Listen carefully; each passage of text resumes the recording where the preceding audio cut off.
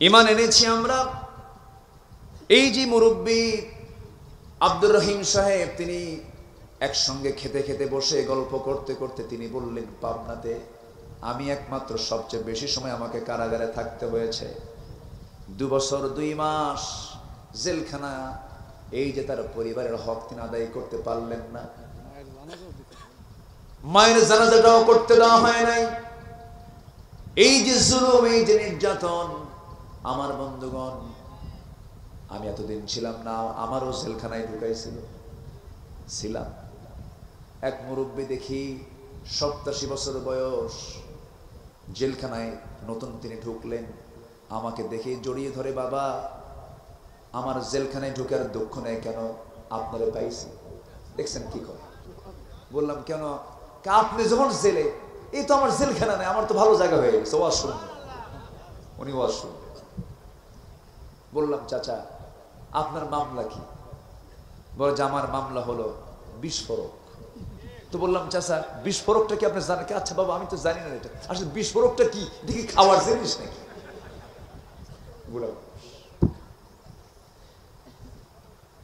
এই যে অত্যাচারগুলো, নির্যাতনগুলো যারা সহ্য করলেন, ইমানি হালাত যদি থাকে, ইমান যদি থাকে, অবশ্যই এটার যাজা দেওয়ার একমাত্র মালিক তিনি কে?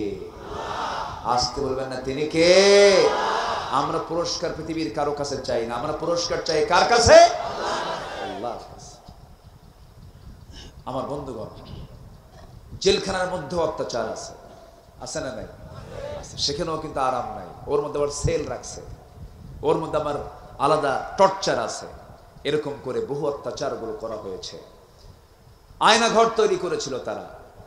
আয়নাঘরের সবচেয়ে বড় 2 জন যারা সবচেয়ে বড় জুলুমের শিকার হয়েছেন, মীর কাসেম আলী, শহীদ মীর কাসেম আলী রাহিমাহুল্লাহর সন্তান ব্যারিস্টার আরমান। আমি গিয়েছিলাম দেখতে। অধ্যাপক গোলাম আজম রাহিমাহুল্লাহর ছেলে ব্রিগেডিয়ার বলেছেন যে আমাদের প্রত্যেকটা রাত কাটতো, যখন রাত হতো ভাবতাম এই রাত যেন আমাদের জীবনের শেষ রাত। এবং আমি 8টা বছর একটা না, আমি কোনদিন সূর্যের মুখটা দেখি নাই। সূর্যের মুখ না দেখে থেকেছেন তারা দীর্ঘ 8 বছর। বলুন এটি কি নিকটবর্তী কোনো মানব মানে পাশবিকতার কোনো দৃষ্টান্ত? আমার মনে হয় এর চাইতে বেশি নাই আর পৃথিবীতে।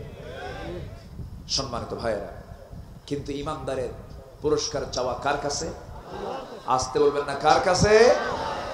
ব্যারিস্টার আরমান বললেন যে আমার বাবা মীর কাসেম আলীর ফাঁসি হয়েছে আমি 8 বছর পরে জেনেছি। তাকে ধরে নেওয়া যাওয়ার পরে তার আব্বার ফাঁসি হয়েছে, বাবার ফাঁসি হয়েছে মাত্র 1 থেকে 1.5 মাস পরে।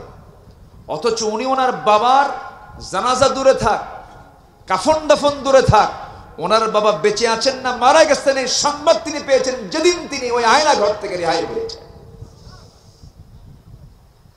এই হচ্ছে চিত্র। তবে হ্যাঁ, এই যে ফলাফলটা আমরা পেয়েছি, এটা কি একদিনে আসছে? এটা কি একদিনে আসছে? অবশ্যই চোখের পানি, কিছু বান্দার চোখের পানি এখানে আছে না নাই? আসতে বলবেন না, আছে না নাই? আমার বন্ধুগণ একটু কান লাগান। আমি একটা না, আল্লাহর সন্তুষ্টি হাসিল করার জন্য আমার আপনার কিছু করণীয় আছে। আমরা কোরআনকে সামনে রেখে 17টা করণীয় আমরা আজকে শিখে যাব। কয়টা বলেন? 17টা। আমি কি একটাও বলছি নাকি? তাহলে এখন বলেন ওয়াজ কি শেষ না শুরু? তাহলে চিন্তা করেন। তাহলে আরেকজনকে কেবল খেলা শুরু। পাবনা তো খুব মজার জায়গা। বলি আলহামদুলিল্লাহ, আমি খুব খুশি হয়েছে আজকে আমাকে খুব আগে ভাগে উঠায় দিয়েছে। খুব ভালো কাজ করছেন। এটা যদি পারেন আরো আগে উঠায় দিবেন, এটা আরো ভালো। কারণ সবকিছুর যৌবনই সব খেলা হয়, বুড়া কালে কোনো খেলা হয় না, ঠিক কিনা? মেসির বয়স এখন যত বাড়বে, মেসি কি আর ভালো খেলোয়াড় হবে? বুড়া হয়ে গেলে আর পারে না, অবসর হয়ে যায়। এর মানে আমি বলতেছি না ফুটবল খেলা যায়, এমনি একটা উদাহরণ দিলাম এটা।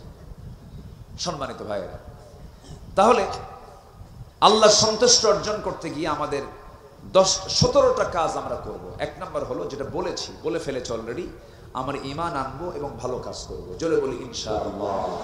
রাজি আছেন তো সবাই? আচ্ছা, কারো আইল ঠেলবো? আইল ঠেলা কিষান এখানে আছে না নাই? এখন আওয়াজ কিন্তু কমে গেছে। আইল ঠেলা জমিওয়ালা আছে না নাই? যেদিন মাপ হবে তার আগের দিন আমিনকে ডাক দিয়ে বলে, ভাই কিছু টাকা দেবো না, একটু বাড়ায়। আছে না নাই? আছে কিনা বলেন? শুধু আত্মপক্ষ নিজের একটু বেশি নেওয়ার জন্য বারবার চেষ্টা করে। ওয়াইলুল লিল মুতাফফিফিন, ওই সমস্ত ব্যক্তির জন্য ধ্বংস হয়ে যাক যারা দেওয়ার সময় কম দেয়, নেওয়ার সময় বেশি নেয়। জমির মাপে শুধু ধান্দায় থাকে, আমার ওই কানি আমাকে কেমন যেমন করে হোক কাভার বাঁকা তো সোজা করতেই হবে। আছে না নাই? এটা কি ইমানদার করতে পারে? ইমানদার করতে পারে? বরং যদি সন্দেহ হয় আমার জায়গার মধ্যে অমুক ভাইয়ের জায়গাটা পড়ে আছে, নিজ দায়িত্বে আমিনের টাকা খরচের টাকা নিজে দিয়া ওই প্রতিবেশীর সম্পদ জমি তার অধিকারে দিয়ে দেওয়া।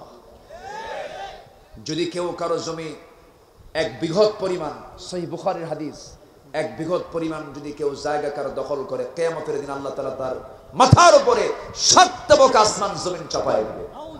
জোরে কোন নাউজুবিল্লাহ। তাহলে জমি কারো জমি ভিতরে থাকা ভালো না নিজের জমি মানুষের কাছে থাকা ভালো? এটাও ভালো না। আমারটাও কি কোন বোমা ফুটলো এই জায়গায়, ওইটা মাঝে মাঝে রাখছেন যে ঘুম পাড়তে নিলে এটা ফুটুস করে উঠবে, ঘুম ছেড়ে যাবে। ভালো মেডিসিন রাখছেন আপনারা, এটা রাখলে সমস্যা, এটা রাখবেন না। এমনি ফুল টুল রাখবেন। এখন ফুলও তো গন্ধ নাই, বুঝলেন? সব ফুল হয়ে গেছে প্লাস্টিক। কি হয়ে গেছে? প্লাস্টিক। মানুষ আর কান্দেও না। বাপ মরলে কান্দে না, ও শুনলে কান্দে। বাপ মরে গেছে তাই কান্দে না, ও শুনলেও কান্দে না।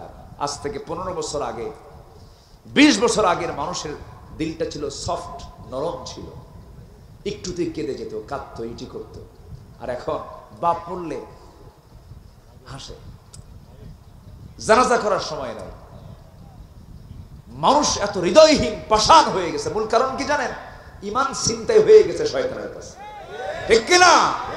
এই জন্য 1 নাম্বার কাজ হলো আমার ঈমান আনবো। জোরে বলি ইনশাআল্লাহ। এই যে ভাই কোথায় যায়? এই যে বসেন, ও মুরব্বী না তো, ওইয়া এটা কইলে আবার ভুল হবে। বসেন। মোশতাক ভাই যে কি দিল, বসেন। আমার দেশে কোন কথা কখন কোন দিক দিয়ে ভাইরাল হয় এটা বোঝা মুশকিল। হয়তো আমার মধ্যে আবার কোন কথা নিয়ে কোন দিকে কোন প্যাঁচ লাগায় গোটা দেশ, কোন দিকে কি হয়। আল্লাহ তুমি এই সমস্ত ভাইরাল থেকে বাঁচাও। এটা ভালো না। সম্মানিত ভাইয়েরা, নাম্বার 2 হলো তাকওয়া। নাম্বার 2 কি বলেন তো? তাকওয়া। তাকওয়া হচ্ছে বেঁচে থাকা। তাকওয়া মানে কি? বেঁচে থাকা। কি থেকে বেঁচে থাকে? গুনাহ থেকে বেঁচে থাকা। কি থেকে বেঁচে থাকে বলেন? গুনাহ থেকে। একটা নারী হাঁটতেছে রাস্তা দিয়া, বোরকা নাই, গায়ে কাপড় চোপড় নাই, মন কি চায় না চেয়ে থাকি? যার চায় না তার মনই নাই, যার চায় না তার মনই নাই। মন কি চায় চেয়ে থাকতে? দেখেন এখন চায়। মানে কিছুক্ষণ আগে দরবেশ হইতে চাইছিল। আমার দেশে একটা দরবেশ আছে, সে দরবেশের দাড়ি কিন্তু কেটে ফেলছে, দেখেন নাই?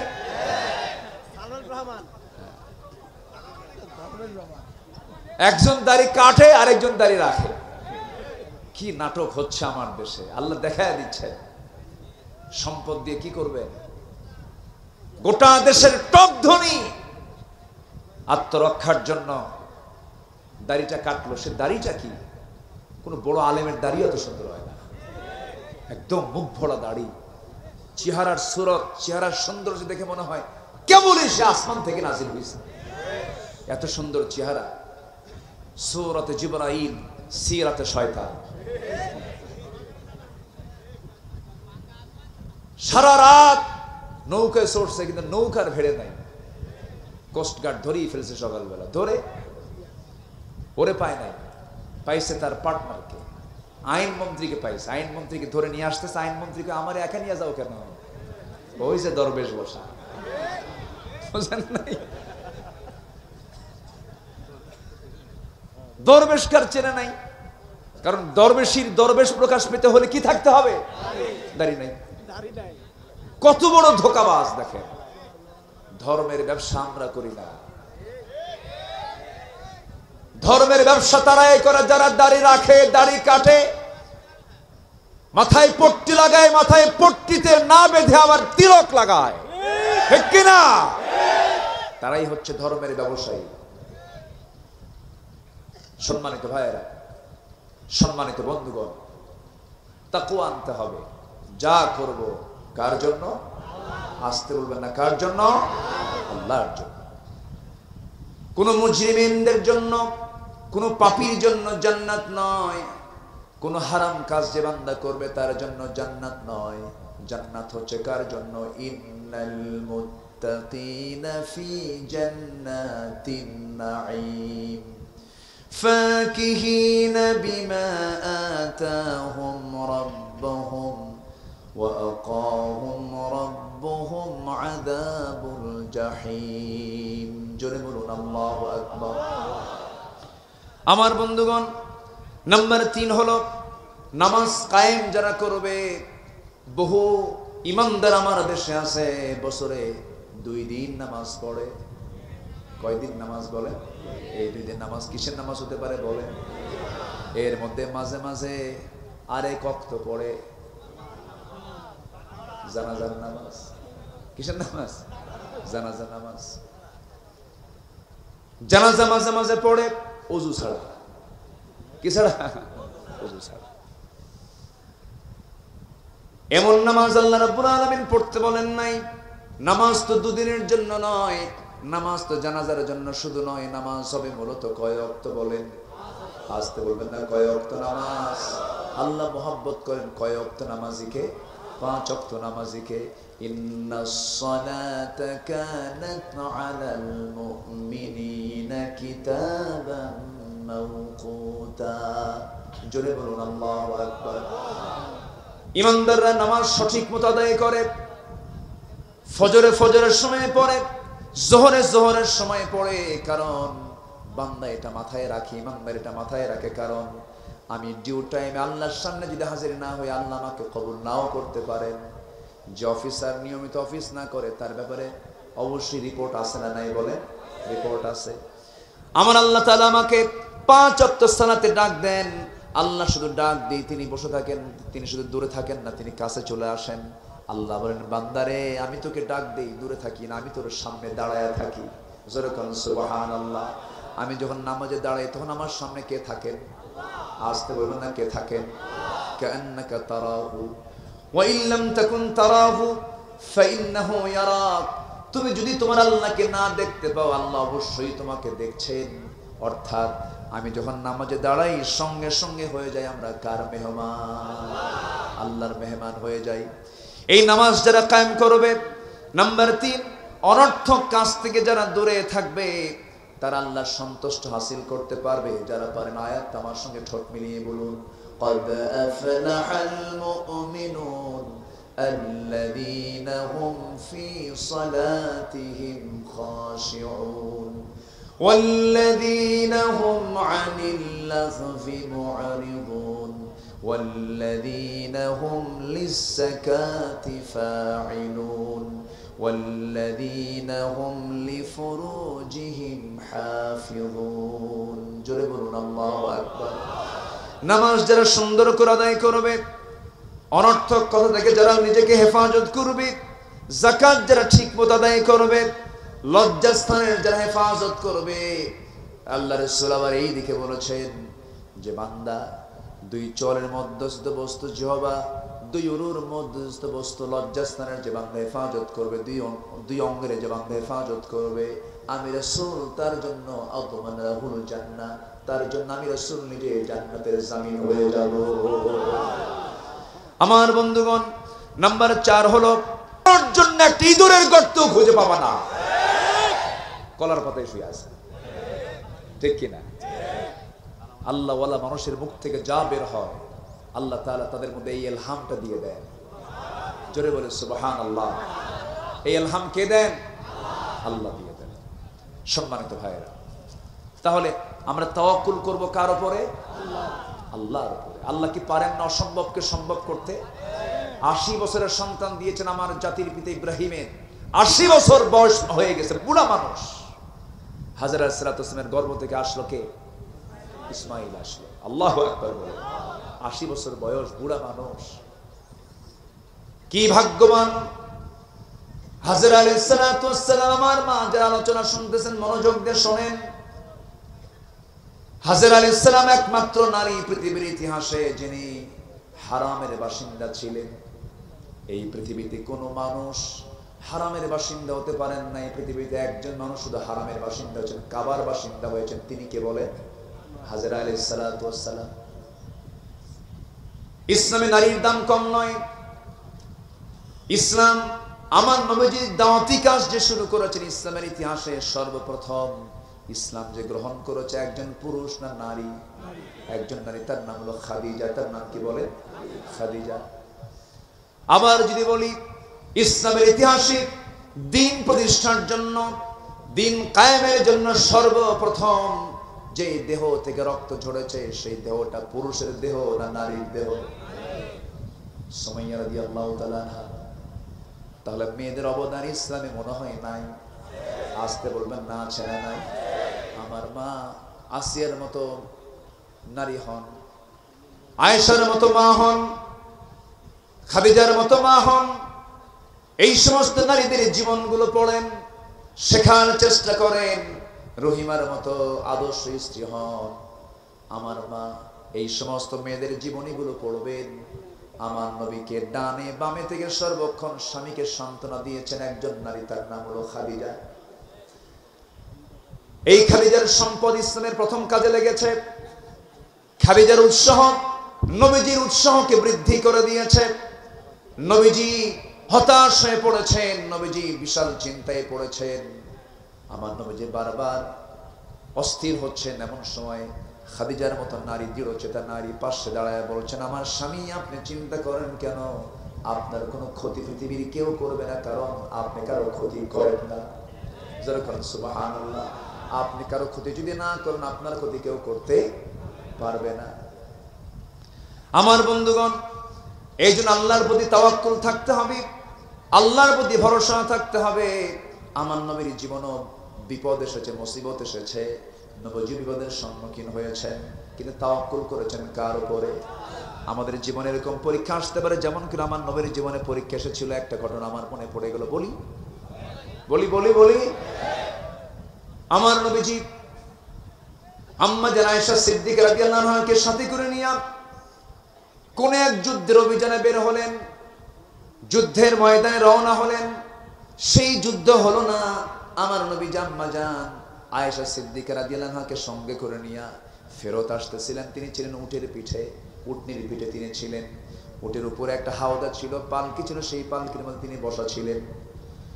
সব সাহাবী আবার যুদ্ধের ময়দান থেকে ফেরত আসতেছিলেন। নবীজি একজনকে দায়িত্ব দিয়ে বলেন, ও সাফওয়ান এদিকে আসো, আমরা সবাই তো মদিনার দিকে ফিরে যাচ্ছি। এই যে হাজার হাজার সাহাবী, হঠাৎ করে যদি কেউ বাদ পড়ে যায়, হঠাৎ যদি কেউ এই যৌথভাবে আসতে না পেরে যদি কেউ সিটকে পড়ে যায়, একাকী হয়ে যায়, তোমার দায়িত্ব হলো সেই পিছে পড়ে যাওয়া লোকগুলোকে তুমি এক জায়গায় জমা করে মদিনা পর্যন্ত নিয়ে আসবে। হুজুর ঠিক আছে, আমি দায়িত্ব আমি গ্রহণ করলাম। কেউ বাদ পড়ে নাই। ওই অভিযান থেকে ফেরত আসার পথে কোনো সাহাবী বাদ পড়লেন না, কারো কোনো সমস্যা হয় নাই। বাদ পড়েছেন আমার নবীজির মিসেস আয়েশা সিদ্দিকা রাদিয়াল্লাহু তাআলা আনহা। বাদ পড়া, তিনি কেমন করে বাদ পড়লেন? রাস্তায় চলতে চলতে হঠাৎ করে তিনি বললেন, ও আমার দায়িত্বপ্রাপ্ত সাহাবী, আমার প্রাকৃতিক ডাক এসেছে, আমাকে শৌচকার্য করতে হবে, আমাকে নামায়া দাও। উটের পিঠ থেকে তিনি নামলেন, হাওদা থেকে তিনি নেমে আড়ালে চলে গেলেন, শৌচকার্য করলেন। শৌচকার্য করে যখন তিনি ফেরত আসবেন, ফেরত আসতেনি তার একটু দেরি হয়ে গেল, বিলম্ব হয়ে গেল।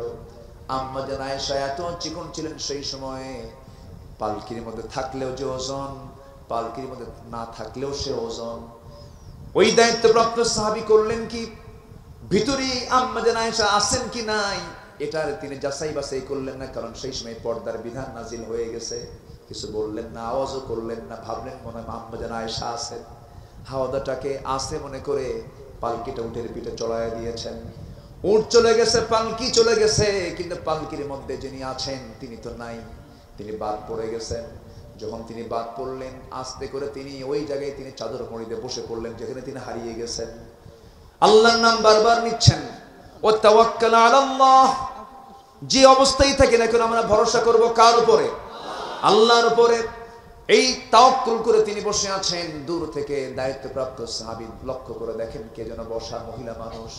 কাছে গিয়ে দেখলেন, তিনি চিনতে পারলেন এটা তো আমাদের আম্মা জান আয়েশা। চিনলেন এই জন্য পর্দার আয়াত নাযিল হওয়ার আগে তিনি আম্মা জান আয়েশাকে দেখেছিলেন। চিনতে পারলেন, চিনতে পেরেই বলছেন, আম্মা জান আপনি তো আমাদের উম্মাহাতুল মুমিনিন, কোনো টেনশন নাই, রাসূল আমাকে দায়িত্ব দিয়েছেন ঘোড়ার পিঠে চড়ুন, আমি আপনাকে সব কিছু ঠিকঠাক রেখে আমি আপনাকে নবীর ঘর পর্যন্ত পৌঁছায় দেব। নবীর ঘরে পৌঁছায় দেওয়া হলো, নবীর ঘরে পৌঁছা দেওয়া হলো। নবীর ঘরে তিনি পৌঁছে গেলেন। এইদিকে গোটা রাত ধরে আম্মা জান আয়েশা একজন পরপুরুষের সঙ্গে তিনি প্রয়োজনীয় অবস্থার কারণে ঘোড়ার পিঠে চড়ে তিনি একসাথে এসেছেন মদিনায়। মুনাফিকদের কানে যখন চলে গেছে এই ছোট্ট বিষয়কে তারা এত বড় বিষয় বানায় দিয়েছে। সবাই বলে ফেললো, তোমরা কি জানো আবু বকরের মেয়ে বিশ্বনবীর কলিজার টুকরা স্ত্রী, তার সতীত্ব নষ্ট হয়ে গেছে, তার চরিত্র নষ্ট হয়ে গেছে। এমন নাটক, এমন মিথ্যা নাটক তৈরি করার ইতিহাস এই 16 বছরের ছিল কি ছিল না? এই নাটক মুনাফিকরা তৈরি করলো। নবীর কানে সংবাদ চলে এলো, বইয়ের কিছু কথা যদি কানে আসে স্বামীর কি ভাল লাগে? আসতে কয় ভাল লাগে? ভাল লাগে না। আমার নবীজির মনটা খারাপ হয়ে গেল। আচ্ছা, রাসূল যদি গায়েবের মালিক হতেন, রাসূল কি মন খারাপ করতেন? গায়েবের মালিক কে? এটা বাস্তব বিষয়। অথচ আমার দেশের পীর সাহেবরা গায়েব জানে। আমার নবী গায়েব জানে না, আর আমার দেশের পীর সাহেবরা কি করে? গায়েব জানে। বাবার দরবারে গেলে যদি বলে, বাবা দেখো তো আমার কপালটাতে কি আছে, কপালের দিকে ছায়া থাকে, বাবা কথা কও। 10 মিনিট ধরে বাবার পা ধরে, হাত ধরে, বারবার বাপ বাপ বলে ডাকে। তো বাবা আবার ভান ধরে থাকে, চোখটা নিচু করে থাকে, চুপ মেরে থাকে। 10 মিনিট পরে এরকম চুপ থেকে হঠাৎ করে একটা আওয়াজ দেয়, যা। কি বুঝতেছেন কিছু? মানে শয়তান সওয়ার হয়েছে, কি সওয়ার হয়েছে? শয়তান।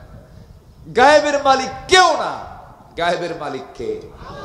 আসতে বলেন, গায়েবের মালিক কে? আমার নবীজি বললেন, আয়েশা কি যেন কথা আমার কানকে ভারী করে দিচ্ছে, আমার মনটা একটু খারাপ, আমার মনটা ভার হয়ে আছে।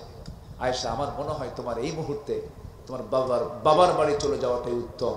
এই কথা কি সাধারণ আঘাত না মহা আঘাত? বলেন বলেন বলেন বলেন। বিশাল বড় আঘাত। এই আঘাত কি শুধু একজনের না 2 জনের? আমার নবীরও কষ্ট, আবার আমার নবীজির স্ত্রী আম্মা জান আয়েশারও কষ্ট। আর আনন্দ কাদের? বলেন বলেন বলেন, আনন্দ কাদের? মুনাফিকদের। এখন মুনাফিকদের আনন্দ কর, মুনাফিকদের মুখে মাটি মেরে দেন তিনি কে? আল্লাহ তাআলা। আমার নবীজি বলে দিলেন, আম্মা জান আয়েশাও কম না, উনি তো প্রচন্ড মেধাবী ছিলেন, প্রচন্ড মেধাবী। এত মেধাবী ছিলেন, একটা জীবন্ত কম্পিউটার, যা শুনেছেন একবার জীবনে তা বলেন নাই, এত মেধা ছিল তার। আমার নবীজি তাকে বিয়ে যে করেছেন এটা ইঙ্গিত ছিল কার? আল্লাহ তাআলা। ঘরের ভিতরের ঘটে যাওয়া কথাগুলো উম্মার জন্য দরকার। যখনই যে প্রশ্নগুলো জমা হতো আম্মা জান আয়েশা সব প্রশ্নগুলো করতেন, রাসূলের কাছ থেকে উত্তর নিতেন, আর এটাই হাদিস হয়ে তার মাথায় সেভ হয়ে যেত। আম্মা জান আয়েশা সিদ্দিকা রাদিয়াল্লাহু তাআলা আনহা যখন এই কথাটা তার কানে ঢুকলো, এত আঘাত পেলেন, শুধু যাওয়ার সময় বললেন, ইয়া রাসূলুল্লাহ, আমার বিয়ের ফয়সালা কিন্তু দুনিয়াতে হয় নাই, আকাশ থেকে হয়েছে। আমি সম্পূর্ণ তাওয়াক্কুল করলাম কার উপরে?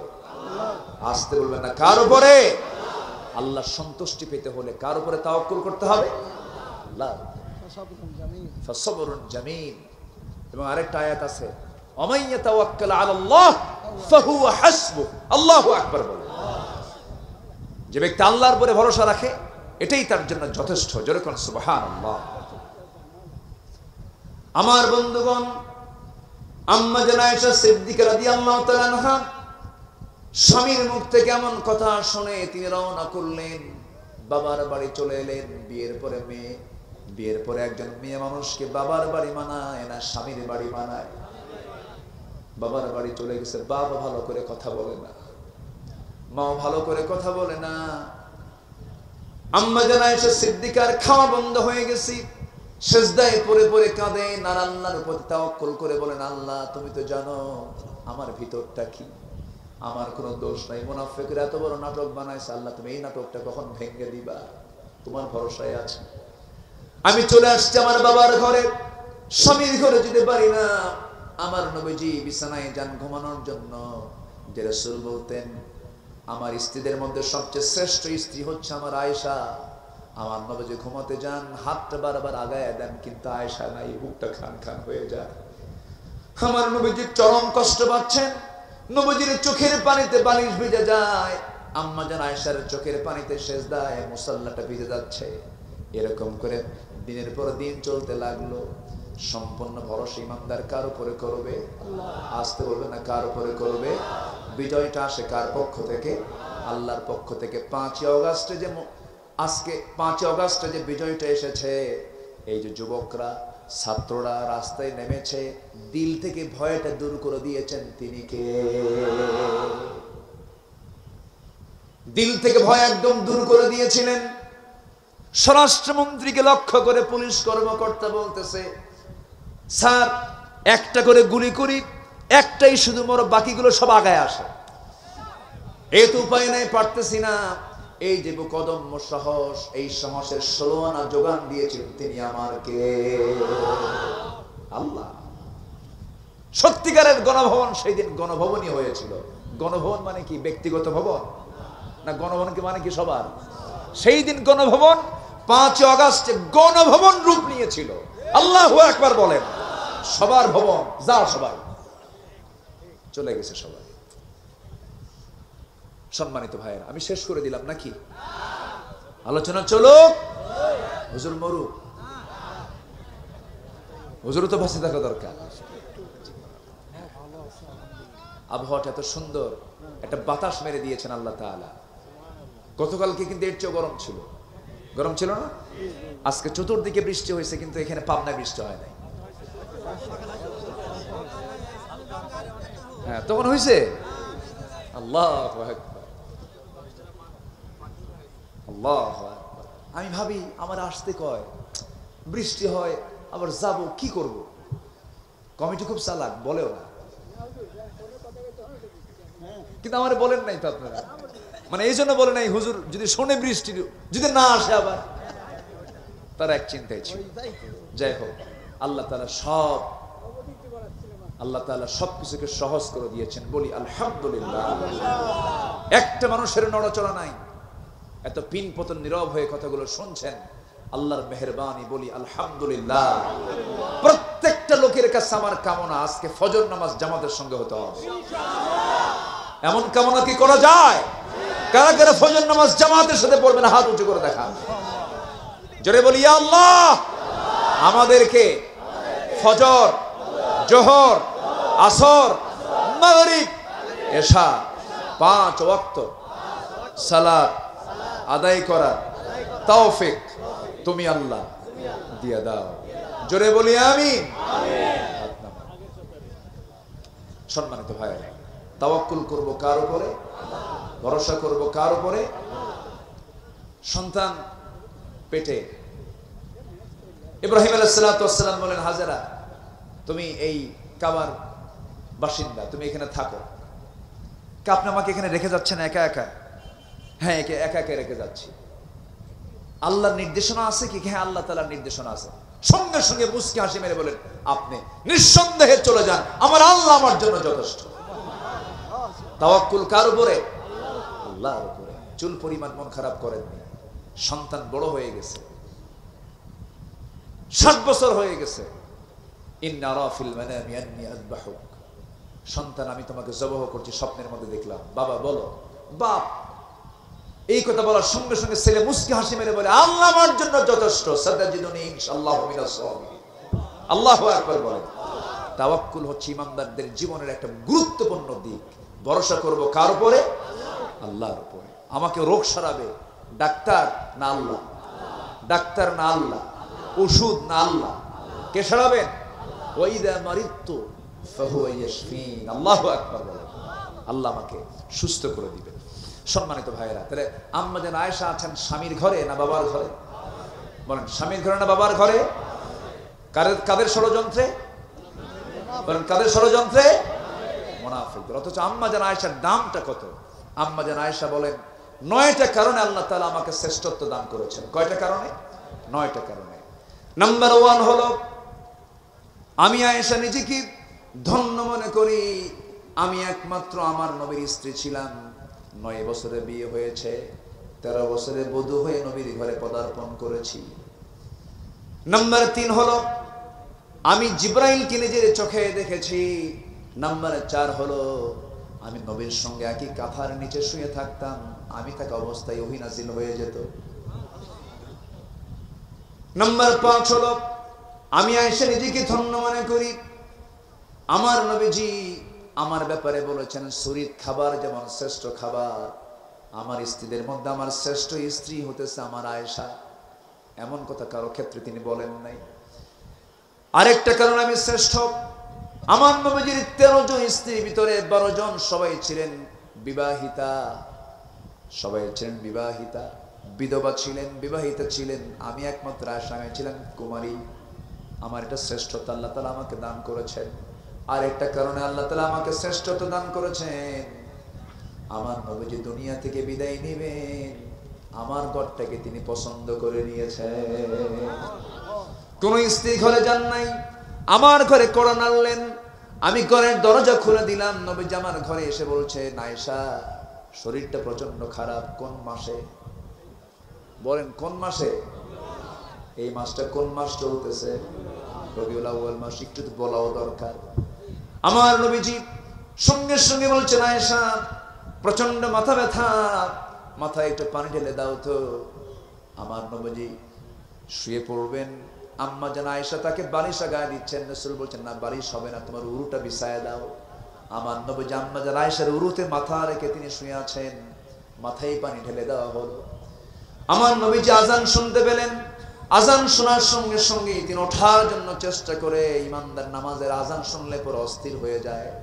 আমার নবীজি নামাজ পড়ার জন্য নিজের গায়ের সকল শক্তি প্রয়োগ করে যখন তিনি উঠতে নিলেন, চক্কর দিয়ে পড়ে যেতে নিলে আম্মা জান আয়েশা তাকে ধরে নিয়ে তাকে আবার শয়া দিয়ে বলছেন, ইয়া রাসূলুল্লাহ, আপনার দাঁড়িয়ে থাকার মতো শক্তি মনে হয় আপনার আর নাই, আপনি আর পারবেন না দাঁড়িয়ে নামাজ পড়তে, জামাতে নামাজ পড়তে।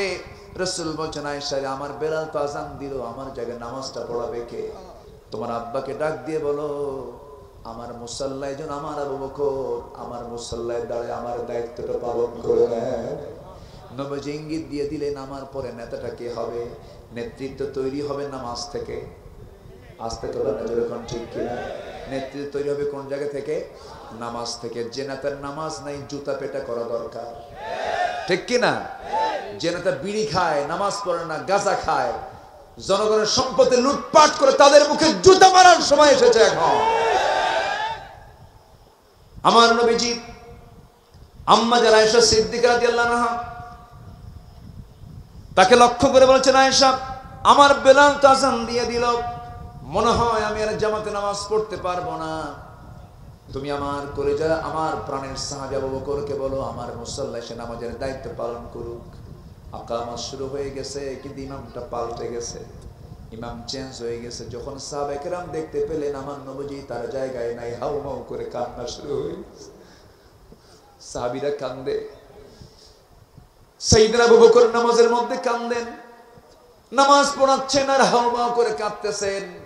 হুজরা খানায় আমার নবীজি শুয়ে থাকা আওয়াজগুলো শুনতে পাচ্ছেন। বলছেন, আয়েশা রে আমার সাহাবীরা কান্দে, আমার সাহাবীরা নামাজ পড়ে, আমি নামাজের দৃশ্যটা দেখতে চাই, আমাকে একটু ধরো তো। ধরা হলো। আমার নবীজি আস্তে করে আম্মা জান আয়েশার ঘাড়ের উপরে ভর করে করে জানালার কাছে গিয়ে দাঁড়ালেন। সাহাবায়ে কেরাম নামাজ পড়ছিলেন, আমার নবীজি তাদের নামাজের দৃশ্যগুলো দেখে নবীজি ও কান্নায় ভেঙে পড়ছেন। নবীজির চোখের পানিগুলো গড়ে গড়ে দাড়িগুলো ভিজে যাচ্ছিল। আম্মা জান আয়েশা চোখের পানিগুলো মুছে মুছে দিয়ে বলেন, ইয়া রাসূলুল্লাহ সাহাবীদের নামাজ দেখে আপনি কাঁদলেন কেন? তারা তো নামাজ আদায় করছে। রাসূল বলেছেন, আয়েশা তুমি কখনো ভাববে না আমার চোখের পানি কোনো দুঃখের চোখের পানি নয়। আমার এই চোখের পানি আজকে বের হওয়ার কারণ হলো এই নামাজ কায়েম করতে গিয়ে তায়েফের ময়দানে আমাকে মার খেতে হয়েছে। এই নামাজ কায়েমের সংগ্রাম করতে গিয়ে উহুদের ময়দানে আমার এই যে দুটো দাঁত ভেঙে দিয়েছ আয়েশা, আমার কথা স্পষ্ট হয়ে গেছে। এই নামাজ কায়েমের সংগ্রাম করতে গিয়ে দেখো এই যে কপালের মধ্যে দাগ পড়ে আছে, লোহা ঢুকেছিল উহুদের ময়দানে। ওরে আয়েশা দেখো, এই নামাজ কায়েমের সংগ্রাম করতে গিয়ে আমি তোমার চোখের সাক্ষী, তুমি দেখতেছো আমি কোমর সোজা করে দাঁড়াতে পারি না, কোমরটা কুঁজো হয়ে গেছে। খন্দকে কোদাল মারতে মারতে আমার কোমরটা কুঁজো হয়ে গেছে, দাঁতটা ভেঙে গেছে। আমার জীবন যৌবন সব দিন কায়েমের জন্য সংগ্রাম করতে গিয়ে সব উজাড় হয়ে গেছে, সব শেষ করে দিয়েছি। সেই নামাজ আজকে কায়েম হয়েছে, এই আনন্দের দৃশ্য আমাকে আজকে চোখ থেকে পানি বের করতে বাধ্য করেছে। আমার নবীজি এই কথা বলেই বলছেন, আয়েশা রে আমি মনে হয় আর বাঁচবো না, দুনিয়া থেকে বিদায় নিয়ে দেবো। আয়েশা আমি যে কোনো মুহূর্তে দুনিয়া থেকে বিদায় নিচ্ছি, আমি তোমাকে কিছু কথা বলে দেই। আয়েশা শোনো, আমার উম্মতকে বলে দেবে আমার উম্মতরা যেন 5 ওয়াক্ত নামাজ কখনো না ছেড়ে দেয়। আয়েশা দেখো তো ঘরের মধ্যে কোনো কিছু আছে নাকি, তন্ন তন্ন করে খুঁজে খুঁজে কয়েকটা স্বর্ণের বার পালো, কয়েকটা স্বর্ণের টুকরা পাওয়া গেল। রাসূল হাতের মধ্যে নিয়ে বলছেন, আয়েশা এতটুকু সম্পদ আমি আমার ঘরে রাখবো না, সব সম্পদ আমি আল্লাহর দিন কায়েমের পথে আমি দিয়ে দিলাম। সুবহানাল্লাহ। আমার নবীজি শূন্য হাতে দুনিয়া থেকে বিদায় নিলেন, শূন্য ঘরে দুনিয়া থেকে বিদায় নিলেন। আমার নবীর ঘরে কোনো ফার্নিচার ছিল না, আমার নবীর ঘরে ছিল অস্ত্র, ঝনঝনানি অস্ত্র ছিল ঝুলন্ত, লৌহ বর্ম ছিল ঝুলন্ত, বর্ষা ছিল ঝুলন্ত। আমার নবীর ঘরের ফার্নিচার ছিল হলো যুদ্ধ বিজয়ের অস্ত্রগুলো। আমার বন্ধুগণ এই কনসেপ্ট আমাদের মুসলমানদের মধ্যে এখন আনা দরকার, কারণ সকল শিরকিয়াত দূর করার জন্য ওই সুন্নতের দরকার আছে না নাই? আমার বন্ধুগণ নবীজি দুনিয়া থেকে বিদায় নেবেন, বিদায় নেওয়ার আগ দিয়ে আম্মাদের আয়েশাকে ডাক দিয়ে বলছেন, আয়েশা আমার প্রাণের কলিজার টুকরা ফাতিমা কোথায় গেল? ফাতিমাকে একটু ডাক দাও তো। ফাতিমা ডাক দেওয়ার সঙ্গে সঙ্গে দরজাদের সামনে হাজির। রাসূল বলছেন, ফাতিমা রে কান্দিস না, তোর বাপ মারা যাবে রে, এই দিকে আয়। সহিহ বর্ণনা আমার রাসূল আম্মাদের আয়েশা বর্ণিত হাদিস এটা। আমার নবীজি কানের মধ্যে মুখ ঢুকায় দিয়ে বলছেন, ফাতিমা রে তোর বাপ মারা যাবে, তুমি মারা গেলে কি হবে? আমিও কবরে যাব, তুইও কবরে যাবি, পাশাপাশি আমরা থাকবো রে, একসঙ্গেই থাকবো আমরা। ফাতিমার কান্না থেমে গেল, ফাতিমার কান্নাকাটি করলেন না, বিদায় নিয়ে চলে আসলেন। আমার নবীর ইন্তেকালের মাত্র 6 মাস পরে তিনি ইন্তেকাল করেছেন, কম বয়সী একজন মহিলা। আমার নবীজি তাকে খুব কাছে টেনেছেন। নবীজি মেয়ে বিয়ে দিয়া মেয়েকে ভুলে যান নাই। আজকের সমাজে বহু মেয়ের বাপ আছে, মেয়ে বিয়ে দিয়া বাপ ভুলে যায়, আছে না নাই? নবী তার মেয়েকে বিয়ে দিয়েছেন, দূরে থাকতে দেন নাই, পাশের বাড়িতে ভাড়া রেখেছেন। বলছেন, ফাতিমা তোরে না দেখলে আমার ভালো লাগে না। 3 দিন পার হতো না, 3 দিন পার হওয়ার আগেই তিনি মেয়েকে দেখে আসতেন। একদিন বলছে, আব্বা আপনি হলেন রাষ্ট্রপতি, আপনি হলেন রাষ্ট্রনায়ক, আপনার মেয়ের ঘরটা হলো মেঝেটা কাঁচা, কাপড় চোপড় ময়লা হয়ে যায়, আপনার কলিজার টুকরা নাতি দুটো ছোট ছোট, দুধ খায়, রান্না বান্না করতে কষ্ট হয়, একটা কাজের মানুষ আমাকে দেন, একটা খাদেম আমাকে দেন। রাসূল বলছেন, ফাতিমা রে আমি তোমাকে একটা আমল শেখায় দেব। কি আমল? দেখো ফাতিমা, এই যে জায়নামাজ টান দাও, দেখো কত দামি দামি মানিক মুক্তা, কত মুক্তা খচিত সম্পদ এখানে আছে। এই সম্পদ চাও না, জান্নাত চাও? জান্নাত চাই আব্বা। রাসূল বললেন, ফাতিমা তাই যদি চাও দুনিয়ার জিন্দেগিতে কোনো খাদেমের দরকার নাই, কাজের মানুষের দরকার নাই, আমি তোমাকে একটা আমল শেখায় দিচ্ছি। সুবহানাল্লাহ, আলহামদুলিল্লাহ, আল্লাহু আকবার 33 34 বার 100 বার করে সকাল সন্ধ্যা পড়বে। আমার আল্লাহ তোমার সমস্ত কাজের জিম্মাদার আমার আল্লাহ নিজে হয়ে যাবে। যেরকম সুবহানাল্লাহ। আমার নবীজি ফাতিমাকে বিদায় দিয়া আম্মাজান আয়েশাকে লক্ষ্য করে বলছেন, আয়েশা আমার মৃত্যুর সময় ঘনিয়ে এসেছে। আম্মাজান আয়েশা বলেন, রাসূল এবার বলেন একটা মেসওয়াকের কথা। মেসওয়াকটা কিনে দেওয়া হলো। মেসওয়াকের আগাটা শক্ত, আমি চাবায় চাবায় নরম করে দিলাম। নরম করে দিয়া নবীর হাতে তুলে দেওয়ার সঙ্গে সঙ্গে আমার নবী যে মেসওয়াক শুরু না করে আমি যে চাবায় চাবায় নরম করে দিয়েছি, চিবানোর সাথে কিছু থুতু ছিল, কিছু আমার মুখের কিছু